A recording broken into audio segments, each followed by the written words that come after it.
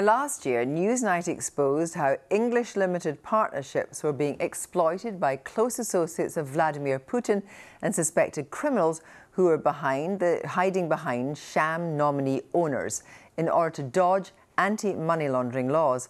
But the government failed to clamp down and change the law to insist the people behind the firms are identified, saying it's not a problem because the people behind the partnerships can't actually own anything. Now, a 9-month investigation by the BBC, Finance Uncovered and the Seychelles Broadcasting Corporation has found evidence that that's not true. The investigation has uncovered a Russian-owned secrecy factory operating from the Seychelles, which has not only helped create companies actually owned by more members of Putin's inner circle, it's also helped to set up hundreds of limited partnerships registered in the UK that also mask their true owners, many of them former Soviet Union countries. Here's Andy Verity.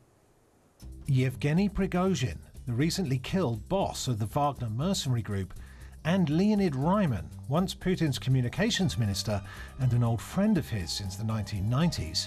Just two who've been using the services of a Russian-owned business that's become a secrecy factory.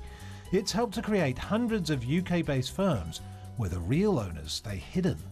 A 9-month investigation by the BBC, Finance Uncovered and the Seychelles Broadcasting Corporation reveals it's helped set up companies which have owned assets including private jets and yachts while masking who was really in control.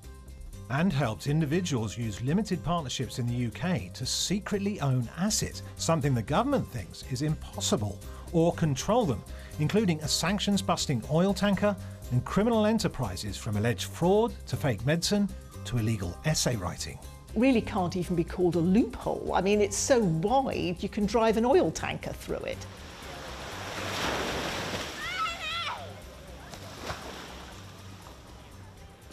This is the Seychelles, best known as a destination for holidays and honeymoons.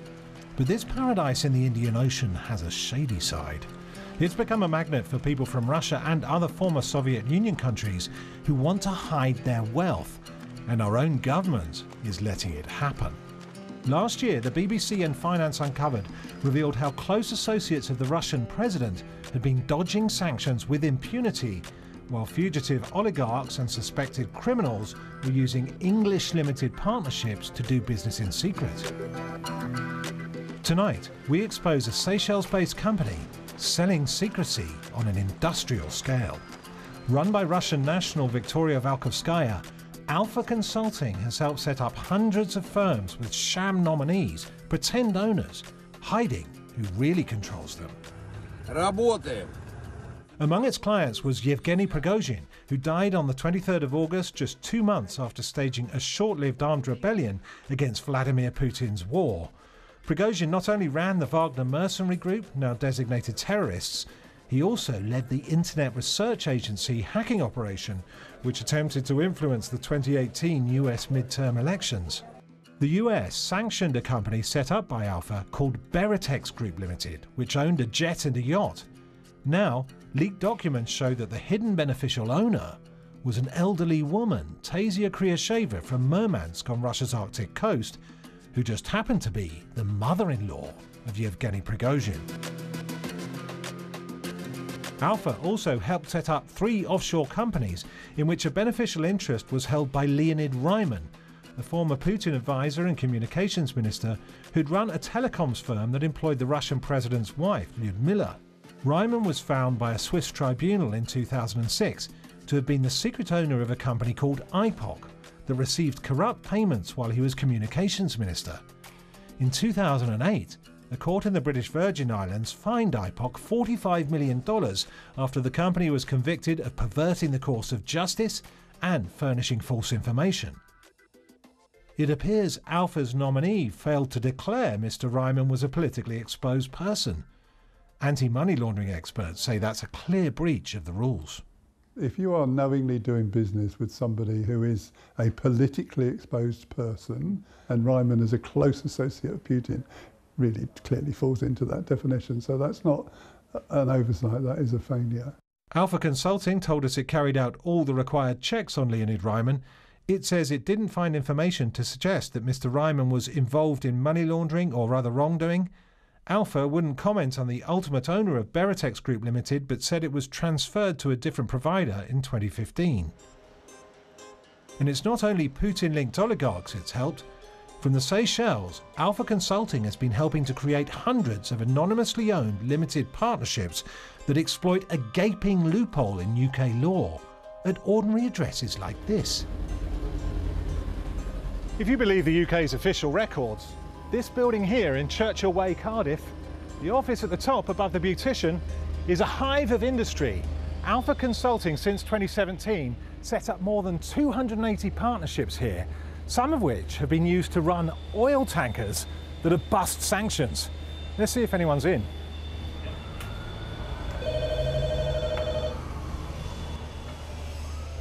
Surprise, surprise, there's no one there. The truth is, of course, that most of the people who are signed up as the general partners of the companies registered here in Cardiff have never actually set foot in the UK. They're effectively stooges, people in the Seychelles who've been paid to give their signatures but don't actually know what's going on in the companies under their name. They're wonderful if you want to stay secret, because the registration requirements are minimal. You don't have to ever file anything again. There are no accounts. That's it. Just a piece of paper with a couple of names and an address on, and you've now got yourself an English limited partnership. Before the English limited partnership goes on official records at Companies House, are there any checks on whether the owners are who they say they are? There are none. There are no checks. Nothing at all? In fact, most of the information you don't even need to provide, like your address. There has to be an address for the partnership, but you don't have to provide an address for the general partner, who themselves could be a company and from anywhere in the world. Alpha looks like it's helping people run rings around the UK's attempt to out hidden owners. Since 2017, it's helped create more than 900 limited partnerships, 1 in 5 of all such partnerships set up in that time.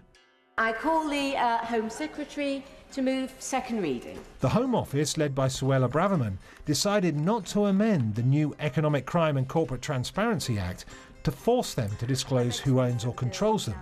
According to the government, that's not a problem, because those English limited partnerships can't own anything.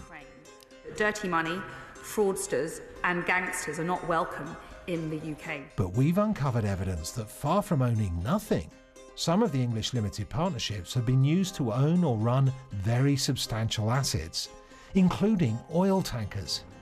Many of them look like they're owned by Seychelles residents, including a man who seems like he must be a prolific entrepreneur, Luther Dennis. He's the general partner of 184 UK limited partnerships, according to official documents. One of the companies that was under his name was called Mr. Drake PC, which owned an oil tanker called the Delphi that was wrecked off the coast of Odessa in Ukraine in 2019. Investigations by the authorities have been unable to identify the secret owner hiding behind the Mr. Drake partnership, or make them pay for the cleanup. Well, the beneficial owner, as they're known, are ultimately liable and responsible for any of the environmental costs or damages that the vessel causes. And also, if there is no known beneficial owner, if there is an environmental spill or if their crew are treated poorly in any way, then there's no recourse. But we've seen documents saying the beneficial owner is Alla Kovtunova, the mother of Oleg Kovtunov, a former local politician in the now banned pro-Russian Party of the Regions. Another partnership called Silken was involved in managing an oil tanker called Ostra. Under different names, it had already breached sanctions, and we've discovered its tracking data was turned off, vanishing for 3 weeks in September last year while off the coast of Venezuela, indicating it may have breached sanctions there too. In this context, the ship will go dark because it wants to obscure its destination and its ultimate loading of a cargo and where it will deliver it. And that is not only very dangerous, but it also means that the volumes of oil lifted and the sanctions circumvention can't be easily tracked in order to deceive, evade, and keep one step ahead of any regulatory authorities that are monitoring these vessels. That happened when Silken's responsible partner was, you guessed it, Luther Dennis. When you look at the official documents stored here at Companies House in Cardiff, it looks like Luther Dennis must be some sort of shipping magnate or serial entrepreneur. And he signs documents which give away the ultimate control to the real owners. That leaves a gaping loophole where Companies House won't tell us who really owns these companies. To me, it's a shock that the government hasn't used the opportunity of this economic crime bill to close down every loophole of which it is aware. And it certainly is aware of this one. And frankly, it really can't even be called a loophole. I mean, it's so wide, you can drive an oil tanker through it. The government has the chance to close it down with this legislation. It's choosing not to. We asked Luther Dennis to comment, but he declined to say anything publicly. Alpha Consulting told us, Alpha Consulting's involvement in UK-based limited partnerships is limited to providing advice and assistance with registering, incorporating and structuring them in accordance with UK regulations. The management and operational decisions of these businesses remain the sole responsibility of those end clients and the individuals that run them. We have customer due diligence and anti-money laundering procedures in place, which comply with laws set by the relevant regulatory authorities. the European Union has now added the Seychelles to its transparency blacklist. Our partner at the Seychelles Broadcasting Corporation challenged the regulator there on our findings. Perhaps Seychelles is being used as a way to circumvent those sanctions. The FSA's stance and position on sanctions is to ensure that Seychelles as a financial services center is not abused or used by any nefarious characters or criminals or people who might be evading sanctions to basically continue what they're doing. So it's something that we take very seriously. The Department for Business and Trade told us its economic crime bill would make it easier for Companies House to tackle rogue agents and deregister illegitimate limited partnerships, and to challenge and remove suspicious information. But anti-money laundering experts say the UK is still wide open to dirty money. We all know what it's like. You know, take your passport, take your utility bill, take whatever to get a basic bank account. And yet the government itself doesn't follow its own rules. It allows anybody to come along, put them down on a bit of paper.